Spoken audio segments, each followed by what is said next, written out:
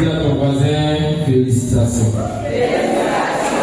Tu es au bon endroit, au bon moment. Amen. C'est pas évident d'être au bon endroit et au bon moment en même temps. C'est une grâce. Tu peux être au bon endroit, mais les choses sont déjà passées. C'est ça, non? Ça fait le bon moment, mais la chose se passe à un autre endroit. Mais à toi, d'être voisin, à toi. Dieu fait la grâce d'être au bon endroit, au bon moment, en même temps. Donne-lui une acclamation. Je lui rends grâce. Parce que j'ai la conviction absolue et totale que ta vie ne sera plus jamais la même personne. C'est même pas possible que tu sois la même personne. Il y a une transfiguration qui s'opère dans ta vie. Amen. Et nous rendons grâce au Seigneur pour tout ce qu'on a vécu déjà depuis hier, ces épreuves qui sont passées. Et à cette heure prophétique encore, il s'est choisi un serviteur qui est connu et reconnu. Déjà, on peut le connaît très bien. Alors, papa, c'est pour que se le connaît très bien parce que hier soir même, il était à Benjamin en train de bénir le frère. Alléluia. Et il croit spécialement d'avoir répondu à la main du Seigneur pour lui ce soir. Amen. Est-ce que tu peux acclamer le Seigneur pour ça? Alléluia. Alors, tu vas te tenir debout et nous allons recevoir un Père.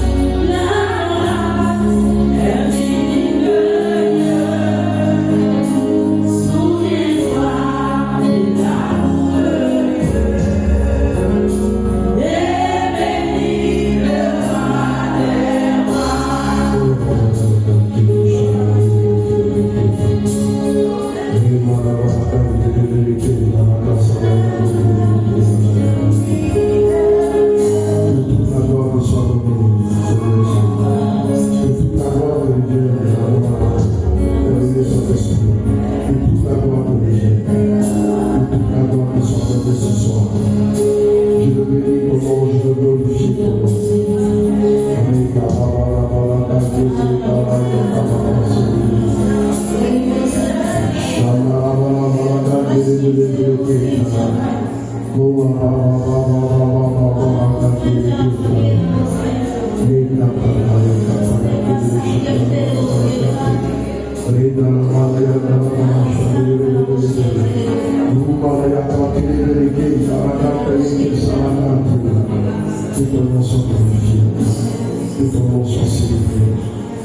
veux baigner dans ta grâce en ce moment. Je veux baigner dans ton onction et je me place sous ta direction, Esprit Saint. Manifeste ta grâce. Manifeste ta grâce. De toute la gloire qui soit liée.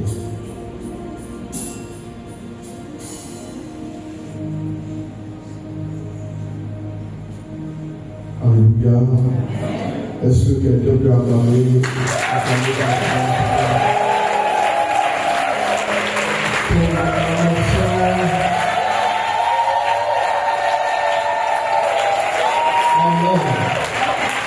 Amen. Ton acclamation est timide. Est-ce que tu veux acclamer?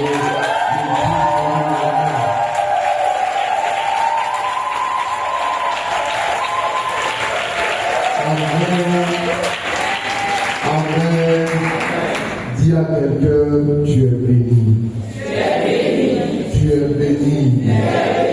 Tu es béni. Tu es béni. Amen. Alors nous allons t'asseoir un instant. Et je veux bénir le Seigneur pour sa grâce. Amen. Je veux bénir le Seigneur pour sa grâce, pour sa fidélité. Il me fait encore l'honneur de prendre la parole cet après-midi, ici, en ce lieu où j'ai déjà prêché plusieurs fois, ce lieu où je viens avec le nouveau charismatique de Pégerville, Saint-Auguste de Pégerville, Amen. Alors, je dis merci à Dieu pour sa fidélité encore, et je dis merci à Dieu aussi pour vos vies.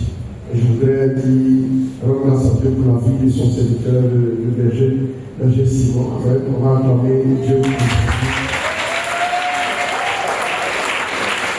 Merci. Alors, juste un petit détail, service catholique d'évangélisation, ça c'est le ministère de l'homme de Dieu, mon père spirituel, le serviteur Gérard Massé. Et moi, je suis son fils, mais je ne fais pas partie du SE. Voilà, juste, je suis modérateur de l'apostolat, service de la parole. Amen. Alors nous sommes basés à la paroisse de Roi du Jubilé. Et pour vous dire vrai, depuis, on est sur cette paroisse-là, ça fait maintenant 14 ans que nous sommes sur cette paroisse. 13 ans, en 14 ans, c'est ça. Voilà, que nous sommes sur la paroisse Saint-Ambroise. Alors, que Dieu vous bénisse. Amen. Que Dieu vous bénisse. Amen. Alors, la retraite, c'est Sarah et Connu, c'est ça? C'est le mariage, l'enfantement. Ok, ça c'est très bien. Amen. Alors, que Dieu vous bénisse. Y a-t-il des personnes ici qui veulent enfanter? Levez la main. Il faut candidater. Si on dit qu'il veut recevoir la grâce, il dit, ah, moi j'ai honte. J'ai honte. J'ai honte. Amen. Qui veut recevoir la grâce de l'enfant? Laissez les mains. Et là, qui doit recevoir la grâce de l'enfant pour la première fois? Toute première fois, tu n'as jamais enfanté. Ok.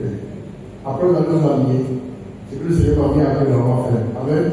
Après, vous allez nous aligner. Première fois, là, le Seigneur m'a dit, il faut imposer la main. C'est ce qu'il m'a dit en fait. Il faut imposer la main. Quand on va imposer la main, je vais déclarer des paroles. Amen. Vous avez compris, non? Vous avez compris?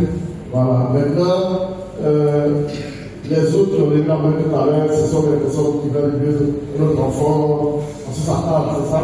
Après, le premier enfant, on veut encore. C'est ça? T'as combien d'enfants? Un seul enfant. Oh, voilà. Donc l'enfant n'est pas. L'enfant est décédé. Voilà. Donc du coup, là, tu n'as pas d'enfant. D'accord. Dieu m'a fait grâce.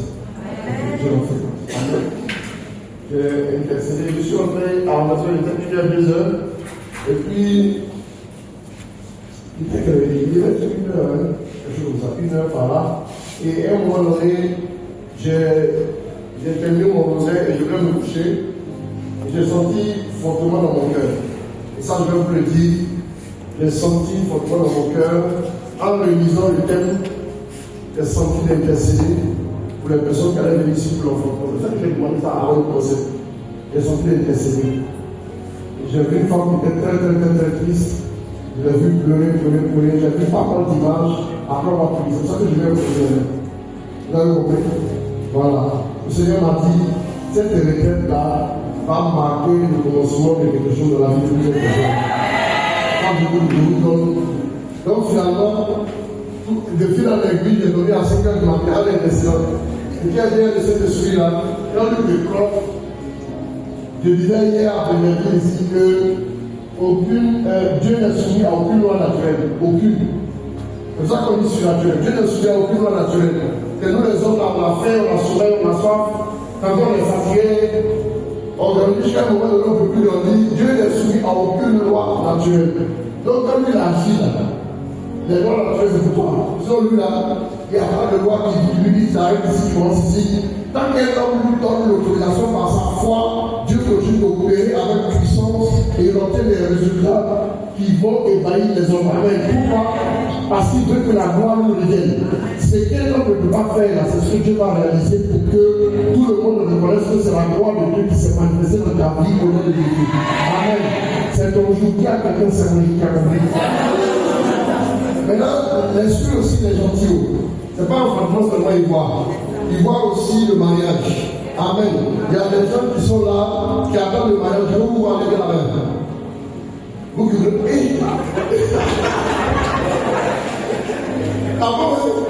c'est comme ça. Vous qui vous mariez là, vous l'êtes le voyez. Amen. Amen. Donc il y a plus de personnes qui peuvent se marier ici. C'est ça, non? Ah bon? Donc, les gens ont fait mariage. Mais vous qui avez la même chose. C'est la même religion. La même religion.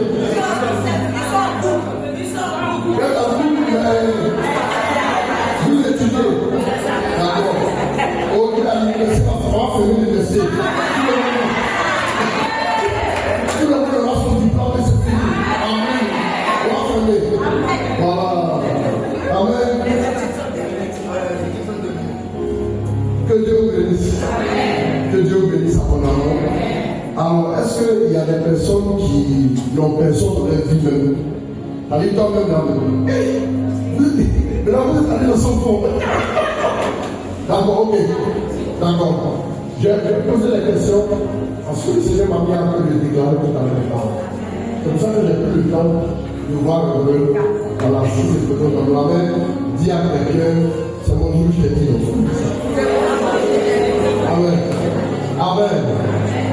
Alors nous allons écouter le passage. Tu vas acclamer le Seigneur.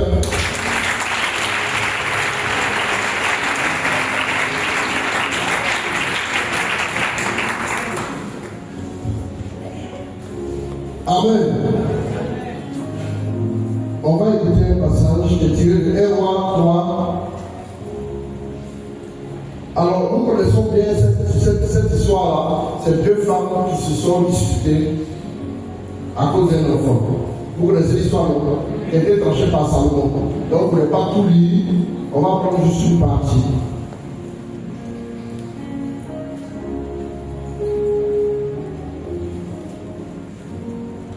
On va remonter jusqu'au verset 16. Alors, deux femmes prostituées vinrent chez le roi et se présentèrent devant lui. L'une des femmes dit: Pardon, mon Seigneur, cette femme et moi nous habitons dans la même maison et j'ai accouché près d'elle dans la maison. Or, le 3e jour après mon accouchement, cette femme a aussi accouché. Nous étions ensemble. Personne d'autre n'était avec nous dans la maison. Il n'y avait que nous deux dans la maison. Le fils de cette femme est mort pendant Elle s'est levée au milieu de la nuit. Elle a pris mon fils à mes côtés, tandis que la servante dormait. Elle l'a couché dans son sein et son fils qui était mort. Elle l'a couché dans mon sein. Le matin, je me suis levé pour allaiter mon fils et voici qu'il était mort. Je l'ai regardé attentivement le matin et voici que ce n'était pas mon fils que j'avais enfanté. L'autre femme dit, au contraire, c'est mon fils qui est vivant et c'est mon fils qui est mort. Mais la première répliqua, nullement, c'est mon fils qui est mort et c'est mon fils qui est vivant. C'est ainsi qu'elle parlait devant le roi.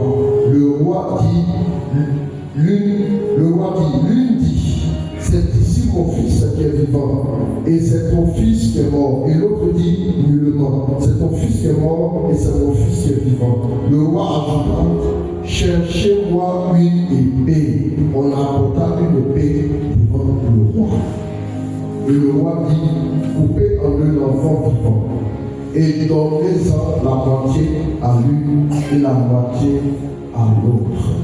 Alors, la femme dont le fils était vivant dit au roi, car elle brûlait de compassion pour son fils. Je vous en prie, mon Seigneur, donnez-lui l'enfant vivant et ne le faites surtout pas mourir. Mais l'autre dit, il ne sera ni à moi, ni à toi. Coupez. Alors le roi prit la parole et dit, donnez à la première l'enfant vivant et ne le faites surtout pas mourir, car c'est elle qui est sa mère. Tout Israël a pris le jugement que le roi avait prononcé, et l'on craignit le roi, car on vit que la sagesse de Dieu était en lui pour exercer le droit. Parole du Seigneur notre Dieu. Et regardez bien ce qui se passe. C'est une histoire banale, mais c'est une histoire vicieuse. Amen. C'est une histoire digne de sorcellerie. Voici que deux femmes ont accouché, comme vous l'avez entendu, et il y a une qui n'a pas pris soin de son enfant, l'enfant meurt, et elle veut s'accaparer de l'enfant de l'autre. Elle va faire quoi? Elle va échanger l'enfant. Elle dit que je prends mon enfant, et puis mon enfant là. Voilà. Je n'ai pas d'enfant, d'autant si tu n'auras pas d'enfant. Soit je le récupère, soit on perd. Amen. Vous voyez, c'est clairement dans la Bible comme ça, mais ça c'est exactement la sorcellerie. Vous savez ça? La sorcellerie. Amen. Vous savez, dans nos familles, dans nos régions, quand on va demander un jour, quand on va demander aux sorciers, il y avait à l'époque, au début des années 2099-2000, j'habitais chez un monsieur de Jean à Waké, et le monsieur, il avait son grand frère. Son grand frère, je vais dire le nom du grand frère, parce que s'il y a des personnes qui connaissent un peu le domaine, peut-être que les gens verront de qui il s'agit. Parce qu'il était très célèbre. Le grand frère en question, il était docteur à l'académie plastique et reconstructive de Los Angeles. Il voyait tout ce qui est chirurgie plastique et reconstructive là. Déjà à l'époque, il était parmi les meilleurs. Il voyageait partout. Quand il revenait à l'époque, c'est-à-dire il revenait, il faisait à peine une semaine et il repartait. En Espagne, aux États-Unis, en Corée du Sud, un peu partout. Je vais son nom. J'ai habité avec son petit frère. Son petit frère qui travaillait aussi. Et un jour, j'ai appris que son grand frère est malade. Et on s'est demandé, un médecin, on dit qu'il est malade, ça ne va pas trop. Là, il a même repoussé ses voyages et tout. Il est allé à l'hôtel, aller se faire soigner. Il est allé se faire soigner. Il est ressorti de l'hôtel, il est reparti à l'hôpital. Une fois, 3 fois. Donc, il s'est dit qu'il allait aller maintenant en Europe pour aller se soigner. À l'hôpital, on parlait de palus, ils ne se pas bien, on a fait des examens, rien de sérieux. Et un jour, comme ça, il est rentré à la maison, et il est décédé. Il est décédé comme ça.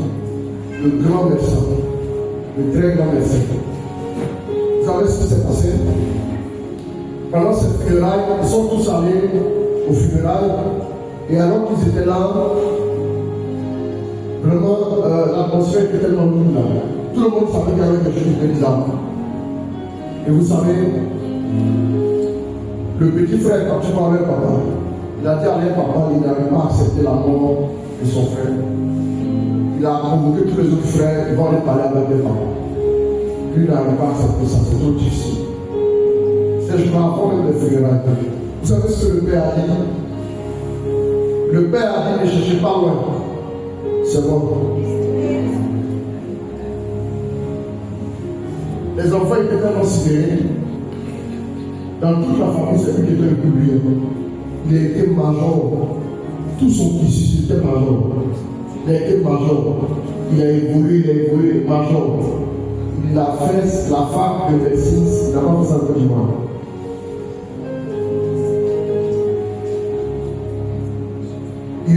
Quand on rentrait dans sa maison à l'époque, je suis allé plusieurs fois, il y avait des prix comme ça, de tel ou tel, des présidents comme ça qui prenaient les photos avec eux.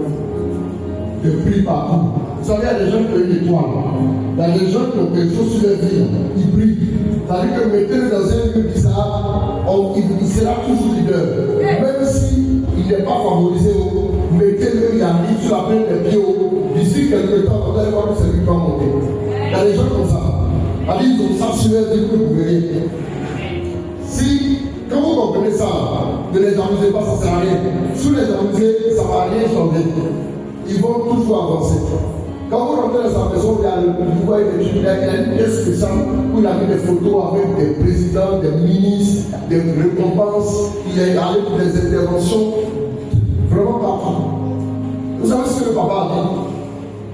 Le papa dit, le petit frère a dit à son père, mais comment tu peux sacrifier ton fils comme ça? Tu peux le tuer en sorcellerie.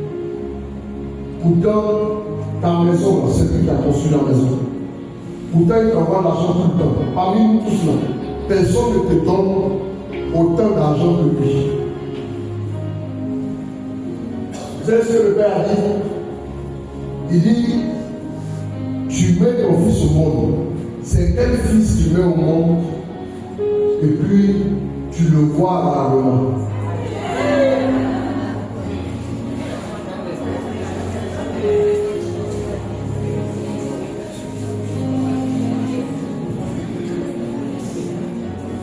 Le petit frère en question était commandant de brigade. Il était tellement fâché qu'il a fait venir un bataillon pour arrêter son père. Les gens ne l'avaient pas. Il a dit à son père, considère quand on enterra ton fils là, tu dois enterrer tout de suite.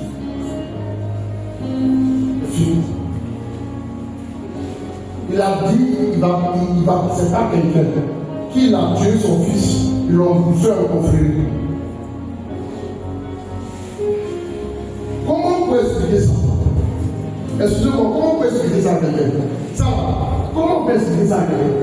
Ça dit que moi j'ai vu le petit frère pleurer son frère. Ça dit que je n'ai jamais vu un homme bâti, un homme solide. Je n'ai jamais vu quelqu'un autant effondré. Ça dit tard la nuit, il pleure jusqu'à qu'il frappe le mur. Il frappe le mur la nuit. Comment expliquer ça aux gens? Comment expliquer ça aux gens? On va dire non, les gens l'ont attaqué en attaque spirituelle, mais son père dit je ne sais pas, c'est lui-même. On appelle ça la sorcellerie.